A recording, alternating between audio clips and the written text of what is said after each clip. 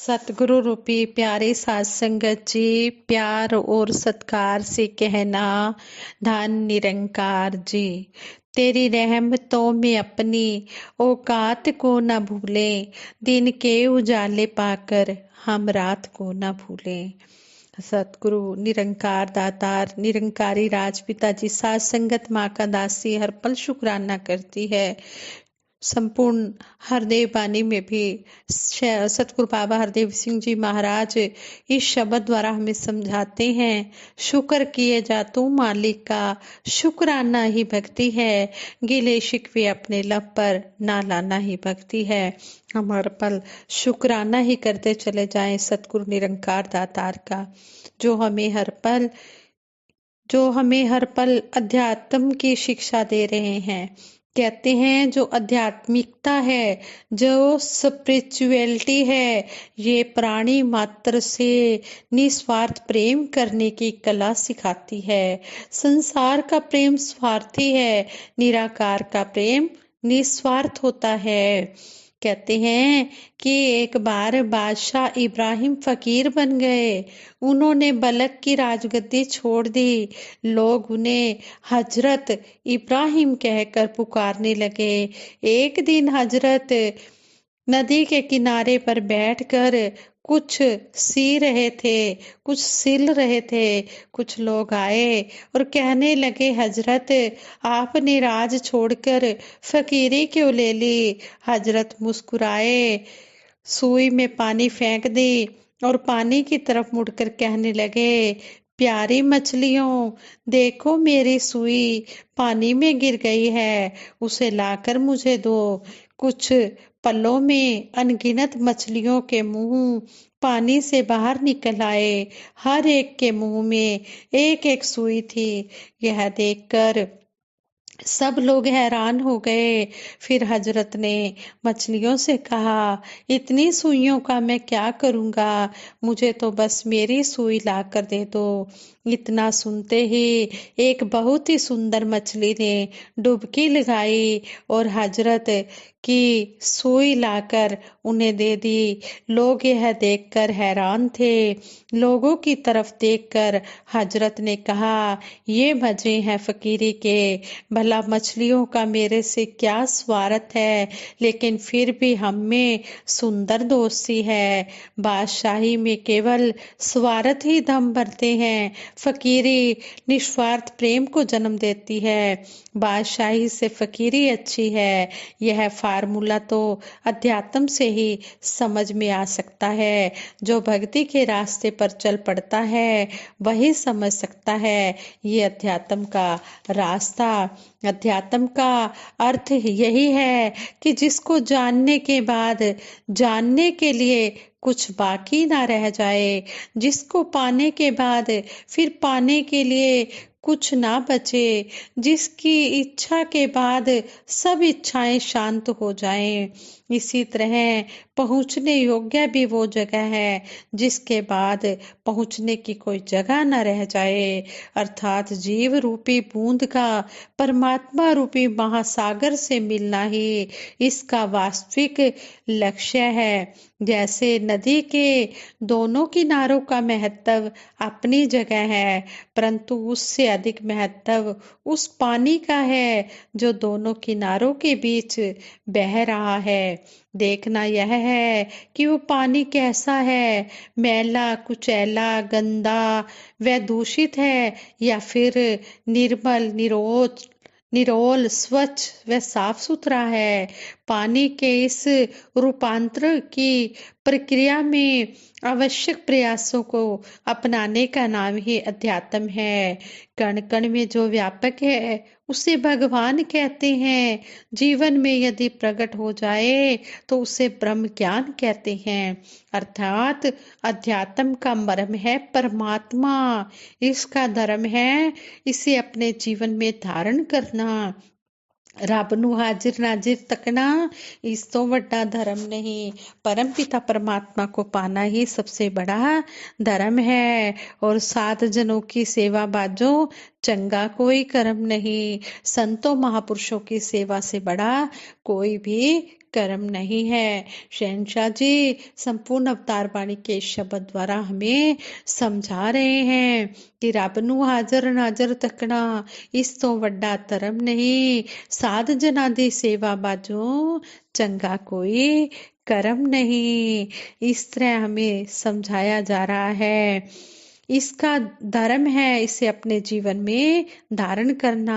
कहते हैं देखते तो लाखों हैं पर समझता कोई कोई है। समझते तो लाखों हैं पर स्वीकारता कोई कोई है। स्वीकारते तो लाखों हैं पर व्यवहारता कोई कोई है। कहने का भाव है कि महत्व जीवन में कर्म करने का है, ना कि केवल कहने सुनने का। जैसे जैसे हम इसमें अभेद होते जाएंगे वैसे वैसे इसका प्रभाव ग्रहण करते जाएंगे। कोई नदी में जितना जितना उतरता है उतनी उतनी ही उसको ठंडक मिलती चली जाती है। कोई केवल पांव तक घुटनों या कंधों तक उतरता है तो उसे उसी मात्रा में ठंडक मिलती है जितना जितना वो पानी में उतरता है। यदि कोई पूरा ही अपने आप को डुबा ले, पूरी डुबकी लगा ले तो उसका कहना ही क्या, उसके तो वारे न्यारे हो जाते हैं।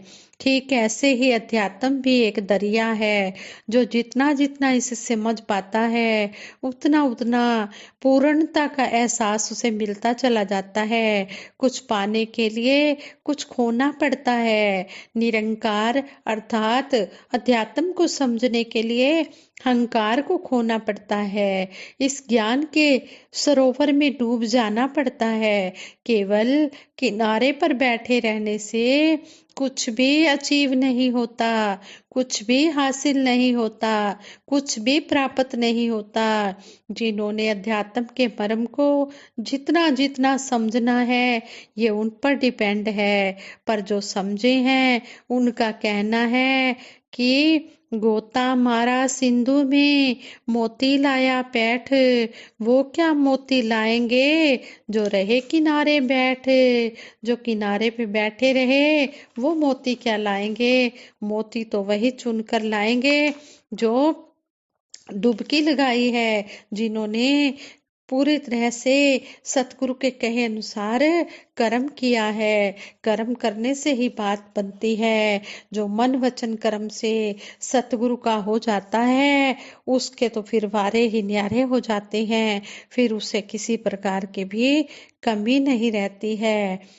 तो इस तरह हमें अध्यात्म के बारे में समझाया गया है कि मैं ना मरूं मरिबो संसारा अब मोही मिलियो है जियावन हारा। इसलिए कहा जाता है कि मरने ते ही पाइए पूर्ण परमानंद। दुनिया समझती है कि कोई मर गया है जबकि हकीकत यह होती है कि वह ब्रह्म ज्ञानी व्यक्ति विशेष जी उठता है। वह इस अनोखे खेल को खेलते हुए मौत पर विजय पा लेता है। अध्यात्म का रास्ता भी ऐसा ही है जिसको कहा गया है खंडियों तिखी बालों निक्की। ये तलवार की धार से भी ज्यादा तेज है और सिर के बाल से भी ज्यादा पतला है। इस रास्ते पर चलने से मुश्किल और कोई काम नहीं और इससे आसान भी कोई काम नहीं। यह डिपेंड करता है निरंकार प्रभु के बारे में जिज्ञासा की तीव्रता और ब्रह्म ज्ञान को ब्रह्म की तरह जीने पर।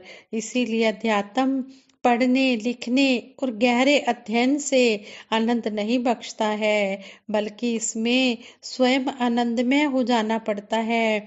शायद इसी अवस्था के बारे में भगत जनों ने कहा है तू भी है ते मैं भी हाँ ਇਹ ਗੱਲ ਕੁਝ ਜਚਦੀ नहीं मैनू अपनी होंद तो इनकार करना पेगा। इन अध्यात्म के विचारों को पूरी तरह समझ लेना ही वह खोज है जिसके लिए हमें मानव जन्म मिला है। इसको समझाने के लिए आप नारायण कलाधार जग में परवरेओं का भाव उत्पन्न करना पड़ता है। कहने का भाव है कि यह प्रभु शरीर ना होते हुए भी शरीरों में विचरता है। इसलिए अध्यात्म के हर एक विद्यार्थी को यह अच्छी तरह समझना चाहिए, सतगुरु का शरीर होता है पर सतगुरु शरीर नहीं होता है। तो इस तरह हमें अध्यात्म के ऊपर समझाया गया है कि हमने अध्यात्म के रास्ते पर चलना है। ये हम तभी चल सकते हैं जब हमारे मन में पूरी तरह से ब्रह्म ज्ञान बस जाता है, जब हमें इस ज्ञान की समझ आ जाती है। फिर हमें हर जगह ये प्रभु परमात्मा ही नजर आता है। फिर हर घट में इस परम पिता परमात्मा के ही हमें दर्शन होते हैं। जिधर देखता हूँ उधर तू ही तू है, हर शय में जलवा तेरा हूँ बहू है। फिर ऐसे गुरसिख की वो अवस्था हो जाती है कि जिधर भी वो देखता है उधर परम पिता परमात्मा ही नजर आता है। कोई भी जगह, कोई भी घट इससे जुदा खाली नहीं नजर आता। हर एक में इस निरंकार के ही दर्शन होते हैं। फिर ऐसा जो भगत है वो भगत और भगवान एक ही हो जाते हैं। फिर उनमें कोई भी अंतर नहीं रहता। फिर शरीर चाहे दो होते हैं, तो फिर चाहे भगत और भगवान हमें अलग अलग नजर आ रहे होते हैं, लेकिन जब भगत सतगुरु की हर बात को मानता है तो फिर वह परमात्मा के सम हो जाता है। फिर वो निरंकार के सम हो जाता है।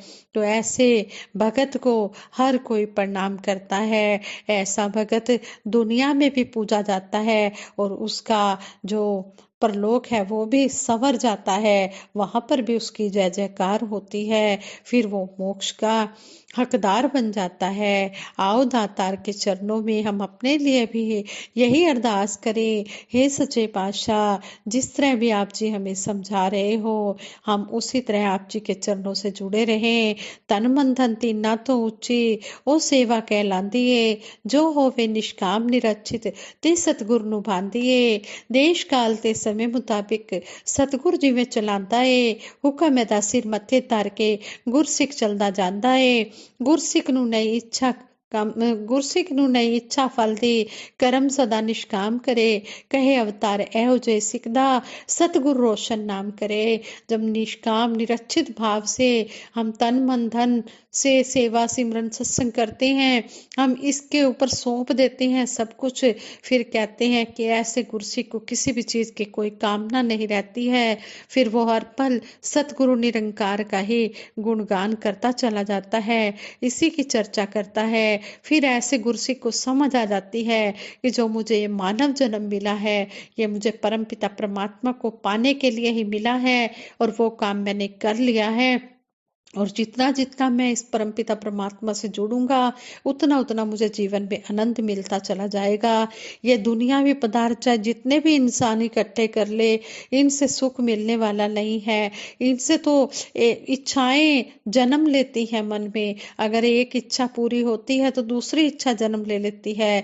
लेकिन जो प्रभु परमात्मा को पाने की इच्छा रखता है फिर उसके मन में कोई भी इच्छा नहीं रह जाती, उसकी सभी इच्छाओं का अंत हो जाता है। फिर वो परमपिता परमात्मा के ही नगमे गाता है, इसी का गुणगान करता है। पायो जी मैंने राम रतन धन पायो, वस्तु अमोलक दी मेरे सतगुरु कर कृपा अपनायो। फिर ऐसी अवस्था हो जाती है कि मैंने राम रतन धन पा लिया है, अब मैंने जगत के साथ कार्य व्यवहार तो करना है, अपने परिवार की पालन पोषण भी करनी है, संसारिक काम भी करने हैं, संसार के लोगों से बातचीत भी करनी है, सब कुछ करना है। लेकिन अपना जो प्यार है वो निष्काम निरक्षित भाव से हमने इस परम पिता परमात्मा में लगाना है, यही हमारे काम आना है। अंत समय ये राम रतन धन ही हमारे साथ जाएगा। बाकी ये दुनियावी दौलतें शोहरतें बंगले गाड़ियां ये सब कुछ यही का यही रह जाएगा, साथ कुछ भी नहीं जाना। साथ अगर जाना है तो ये राम रतन धन जाना है। खाओ खर्चो रल मिल भाई, तोट ना आवे वद्धो जाई। ये राम रतन धन जितना भी हम खर्च करते चले जाएंगे उतना उतना हमारा बढ़ता चला जाएगा। जो दुनियावी खजाने हैं ये तो जितना जितना हम खर्च करेंगे उतना उतना कम होता चला जाएगा, लेकिन जो ये परमात्मा का नाम है जितना जितना हम जपेंगे, जितना जितना हम सिमरन करेंगे उतना उतना हमारा बढ़ता चला जाएगा। तो हमने ऐसा ही करना है। हमने सतगुरु का जो हमने इस सतगुरु की बात को मानना है, हमने अपने मिशन का प्रचार करना है, तो हमने अपने कर्मों द्वारा करना है। सतगुरु ऐसी बनूं मैं निरंकारी, जाने कर्मों से दुनिया सारी। सात संगत जी प्रेम से कहना, धन निरंकार जी।